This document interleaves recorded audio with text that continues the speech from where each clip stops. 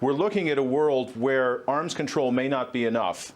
We're looking at a need for declaring first that nuclear weapons are unlawful and having all of the powers sign on to that, and then do something about reducing the thousands of active nuclear weapons that are still out there. Okay, we're down from, scores of thousands to mere, under 20,000 now. That's not good enough.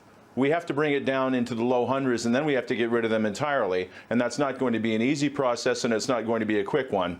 Back in the 1980s, scientists looked at computer modeling of atmospheric dynamics in the event of nuclear war, and they came up with a term, nuclear winter, which meant, we thought back then, that in the event of hundreds or possibly thousands of nuclear explosions up to and including the megaton range, that we would have to worry about the cold and the dark taking over, about ultraviolet radiation killing everything on the ground and in the ocean, so people starving, people burning, simultaneously people freezing. All of that we thought was a problem. And that was one of the things that led the leaders of the then Soviet Union and the United States of America to the negotiating table to get serious about reducing the obscene numbers of nuclear weapons that were lying around at that time. Now, fast forward to 2014, and modern computer science, and this is because of climate modeling, that we have computers and computer software this profound.